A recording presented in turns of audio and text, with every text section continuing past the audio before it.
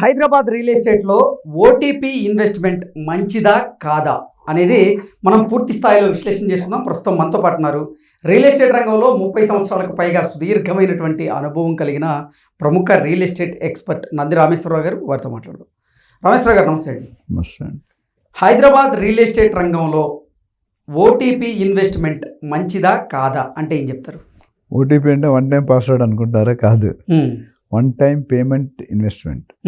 అంటే మనం ఒక స్థిరాస్తి కొనుక్కునేటప్పుడు రకరకాల పేమెంట్ టర్మ్స్ ఉంటాయి. ప్రీ లాంచ్లో ఒకలా ఉంటాయి, పర్మిషన్ వచ్చే ఒకలా ఉంటాయి, రెడీమేడ్ కొనుక్కునేది ఒకలా ఉంటాయి. డిఫరెంట్ స్టేజ్లో డిఫరెంట్ రేట్లు. మానవ జీవితంలో వయసులో childhood, teenage, young age, middle age, adult age, old age అనేది ఉంటాయి. అంటే ఇల్లు కూడా కొనుక్కునే ఆ స్టేజ్ బట్టి రేట్లు మారుతాయి. ఫర్ ఎగ్జాంపుల్ ఒక కంపెనీ ఒక 100 ఎకరాల్లో ప్రాజెక్ట్ చేస్తాను, గేటెడ్ కమిటీ చేస్తాను అనుకోండి, అది 3 నుండి 4 సంవత్సరాలు డెలివరీ టైం ఉంటుంది. సో స్టార్టింగ్ 10,000, 3 సంవత్సరాల తర్వాత 10,000 అయితే ఇప్పుడు 5,000కి 6,000 స్టార్ట్ చేస్తారు. ఎవ్రీ 2 నెలలు 3 నెలలకి 100, 200, 300 పెరుగుతూ ఉంటుంది. అట్లా 10,000 రీచ్ అవుతుంది. సో స్టార్టింగ్లో కట్టేది పర్మిషన్ లేకుండా కట్టేదని pre launch which is not advisable. Pre లాంచ్లో పెట్టింది పేరు మోసం. ఒక మదర్ 9 నెలలు పోతే 8 నెలలు బాబును కానీ పాపను కానీ కంటే ఆ 1 మంత్ విలువ ఆవిడకి తెలిసినంత ఇంకెవరికి తెలియదు. అవునా కదా? ఇప్పుడు వన్ టైం పేమెంట్ ఇన్వెస్ట్మెంట్ వల్ల ఎవరికి లాసు ఎవరికి లాభం అంటే ఏం చెప్తారు? రెండు అండి, రెండు పక్క ప్రో అండ్ కాన్ రెండు మాట్లాడదాం. ఎవరికి లాస్ అంటే బిల్డర్కి లాస్. లాస్ అనేది లాస్ కాదు, కరెక్ట్ డైరెక్ట్ నెట్ లాస్ ఏమి ఉండదు.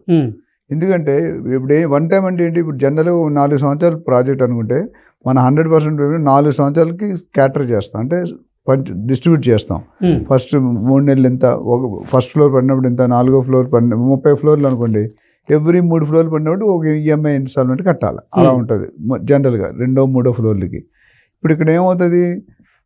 ₹1,00,00,000 పెట్టి ఒక ఫ్లాట్ కొనుక్కుంటాం హై రైజ్ బిల్డింగ్ ఎక్కడో దూరంగా. ఆ ₹1,00,00,000ని 4 సంవత్సరాలు ఇవ్వాలి మనం. ఫస్ట్ 20% క్యాష్ డౌన్ చేయాలి మనం, బేసిక్ మార్జిన్ అనేది. మిగతా 80% లోన్లో వెళ్తాం, లేదా మన దగ్గర ఉండదు. లోన్లో వెళ్తారు మ్యాక్సిమం. లోన్లో కొద్దిగా ఐటీ బెనిఫిట్స్ ఉంటాయి కాబట్టి. సో లోన్లో వెళ్ళినప్పుడు ఏమవుతుంది? 30 ఫ్లోర్లు అంటే ప్రతి నెలకి ఒక ఫ్లోర్ వేసుకున్నా 3 నెలలకి 3 ఫ్లోర్లు అట్లా పడతాయి. అట్లా 12 నెలలు 13 ఇన్స్టాల్మెంట్ 30 ఫ్లోర్లు క్లియర్ అవుతాయి.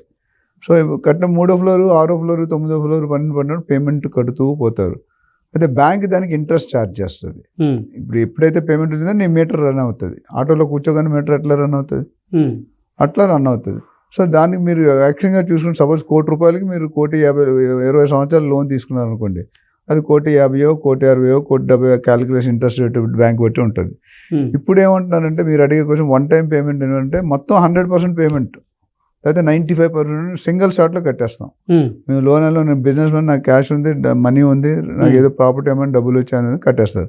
కట్టేసినప్పుడు ఈ 4 సంవత్సరాలు ఎంత ఫాలో అప్ చేయాలి బిల్డర్? ప్రతిసారి ఇన్స్టాల్మెంట్ వచ్చి డిమాండ్ లెటర్ అంటారు, డిమాండ్ లెటర్ పంపించాలా, బయ్యర్ సంతకం పెట్టాలా, అప్పుడు బ్యాంక్ రిలీజ్ అవుతుంది. ఈ ప్రతి 3 నెలలకి 2 నెలలకి ఫాలోఅప్ అయితే చేసుకోవాలి. ఈ ఒక్కసారి తీసుకోవడం వల్ల ఆ ఫాలోఅప్లు అనేది తగ్గి, లేబర్ కాస్ట్ తగ్గింది, టెన్షన్ తగ్గింది, ఇస్తాడో ఇవ్వడో, జాబ్ ఉంటుందో లేదో, ఉద్యోగం ఉంటుందో లేదో, బిజినెస్ బాగుందో లేదో, బిజినెస్ బాగుంది మీరు కట్టలేరు ఈఎంఐ. ఇవన్నీ అవాయిడ్ చేయడానికి అందుకని మీరు ₹1,00,00,000 దాన్ని మీకు 70 లక్షలకో 75 లక్షలకో ఇచ్చేస్తాడు.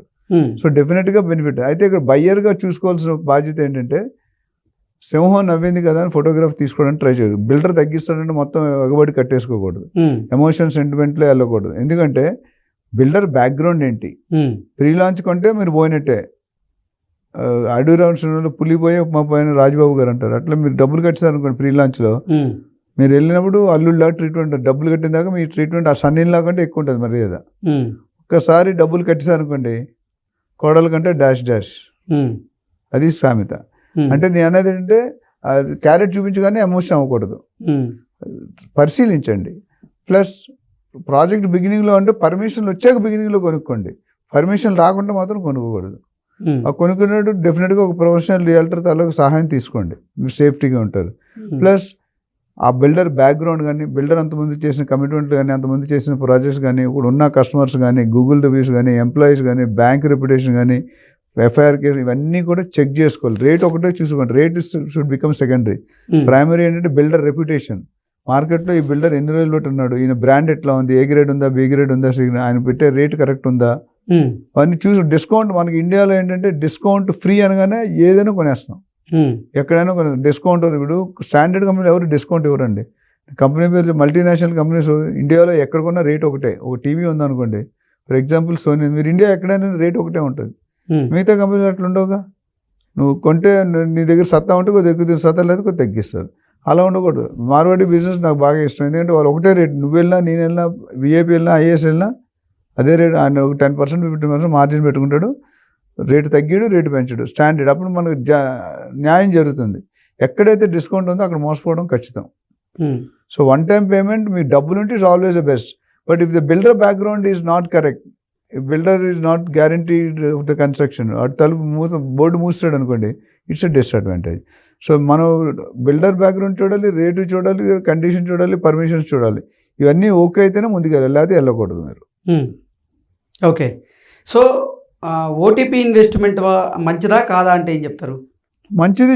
బిల్డర్ మంచోడే ఈ ప్రాజెక్ట్ రిపీట్ ఒక 30 సంవత్సరాలు 40 సంవత్సరాలు బట్టి మార్కెట్లో ఉండి ప్రాజెక్ట్స్ 50-60 ప్రాజెక్ట్స్ చేసినాడు ఉంటే డెఫినెట్గా మీరు చూసుకోవాలి, అంటే కొనుక్కోవచ్చు.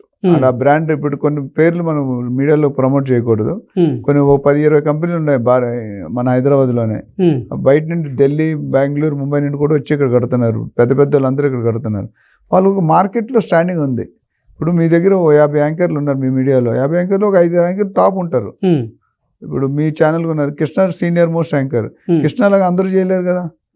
కృష్ణకున్న బ్రాండ్ ఎవరి యూనిక్నెస్ వాళ్ళకు ఉంటుంది, ఎవరి బ్రాండ్ వాళ్ళకు ఉంటుంది. అదేవిధంగా నేను బిల్డర్ కూడా ఏం చెప్తానంటే, వాడు పుట్టుపూర్వోత్తరాలు ఎతకాలి, చూసి వాడు బ్యాక్గ్రౌండ్ ఎట్లా ఉంది, ఆ టెన్యూర్ ఎట్లా ఉంది, కస్టమర్స్ ఏమనుకుంటున్నారు, హ్యాపీగా ఉన్నారా లేదా, మన అన్న స్పెసిఫికేషన్ ఇస్తున్నాడు లేదా, మన మాట మీద. ఇప్పుడు ఒక బిల్డర్ ఉన్నాడు బంజారాస్ ప్రాజెక్ట్, లాస్ అయిపోయాడు ప్రాజెక్ట్లో, కానీ కస్టమర్కి డెలివరీ చేశాడు. లాస్ అడగలే, ఎక్కువ అడగలే ఆయన. ఎందుకు రేట్లు పెరిగిపోయి, డిలే అయింది, రేట్లు పెరిగిపోయినాయి. కానీ సెకండ్ ఈ కమిట్మెంట్ వల్ల ఈ ప్రాజెక్ట్లో కొన్నారు, సెకండ్ ప్రాజెక్ట్లో మళ్ళీ కొన్నారు. ఎందుకు? ఈ మాట తప్పని మనిషి. ఆ ఇప్పుడు నేను 30 years బట్టి ఇండస్ట్రీలో ఉన్నాను, ఎక్కడ కూడా నెగిటివ్ టాక్ లేదు, ఎక్కడ కూడా స్కామ్ చేయలేదు. 3 సంవత్సరాలు ఉండడం కష్టం రియల్ ఎస్టేట్. నేను 30 సంవత్సరాలు. మనం ప్యాషన్ వెరీ క్లియర్ ఉంది, మన ఫోకస్ మనకి కస్టమర్కి అవేర్నెస్కి. మనం ఏం చేస్తున్నాం మన మీడియాలో ఛానల్లో ఏం చేస్తున్నాం, బయ్యర్స్ని, బిల్డర్స్ని, ఏజెంట్స్ని ప్రొటెక్ట్ చేస్తున్నాం, వాళ్ళకి ఇన్ఫర్మేషన్ ఇస్తున్నాం, అవేర్నెస్ క్రియేట్ చేస్తాం. మీరు జాగ్రత్తగా ఉండండి, మీరు మోసపోవద్దు. అందరూ మంచోళ్ళే, అందరూ చెడ్డవాళ్ళు. తెల్లగా కనిపించేవని పాలు కాదు, నల్లగా కనిపించేవని నీళ్ళు కాదు. There is always a slip between the cup and the lip. ఆ స్లిప్ తెలియపోతే బుక్ అయిపోతాం. సో ఓవరాల్ నేను ఏమన్నంటే, వన్ టైం పేమెంట్ కొనుక్కోవచ్చు అండి, provided the other condition suits. Other condition బాగపోతే కొనుక్కోకూడదు. It's better to wait and permission వచ్చి తీసుకోవడం బెటర్. ఓకే. హైదరాబాద్ రియల్ ఎస్టేట్లో ఇప్పుడు ఓటీపీ ఇన్వెస్ట్మెంట్ తక్కువ ఉందా, ఎక్కువ ఉందా? ఐ థింక్ మిక్స్డ్ ఉందండి. అంత ఎక్కువ 100% అయితే లేదు, చాలా వరకు తక్కువ ఉంది. ఇప్పుడు ఆ కాన్సెప్ట్ ఎక్కువ అవుతుంది. ఎందుకంటే డబ్బు మీరు ఒకేసారి కొన్న ప్రూఫ్ చూపించాలి. ఐటీకి మీరు ఎలా కొన్నారు, ఎక్కడ. ఇప్పుడు సామాన్యుడు ఒక 50,000 శాలరీ తెచ్చుకునేవాడికి 2 కోట్లు ఒకేసారి కట్టానంటే ఎలా కడతాడు? పాసిబుల్ ఉందా? లేదు కదా. సో ఆడికి సోర్స్ ఏ ప్రాపర్టీ అమ్ముకోవాలో, లేదా మీ మామయ్య గారు అత్తగారు డొనేట్ చేయాలంటే మీకు సహాయం చేయాలి, మీ నాన్నగారు డబ్బులు ఇవ్వాలి, మీకు అంటే మీకు 50,000 2 కోట్లు పెట్టి కొనలేరు కదా మీరు. అది ఉండాలి. సో నిజంగా జెన్యూన్ వైట్ మనీ ఉంటే మాత్రం డెఫినెట్గా కొనుక్కోవచ్చు. ప్రూఫ్ ఉండదు. ఎఫ్డీస్ ఉన్నాయి క్యాన్సిల్ చేసుకున్న, పిఎఫ్ మనీ వచ్చింది, గ్రాట్యుటీ మనీ వచ్చింది, లేకపోతే లాటరీ టికెట్ వచ్చింది, లేదా కౌన్బర్ కరోడ్పతులు కోటి, అవన్నీ వేరు. అవన్నీ ఎక్కడో గుడ్లో మేళ ఎవడికో ఒకటికి వస్తుంది, అందరికీ రాదు కదా. So IT department proof of income చూపించగల కెపాసిటీ ఉంటే, నిజంగా డబ్బులు ఉంటే కొనుక్కోవచ్చు. ఎక్కువ మంది వన్ టైం ఎవరు పెడతారంటే, పాత ప్రాపర్టీలు అమ్మేసి వచ్చిన మార్జిన్ కొద్ది క్యాపిటల్ అప్రిషియేషన్ అయ్యి ఉంటుంది కాబట్టి ఆ రేట్తో కొనుక్కుంటారు, ఆ డబ్బుతో. ఓకే. ఓకే అండి, థ్యాంక్ యూ.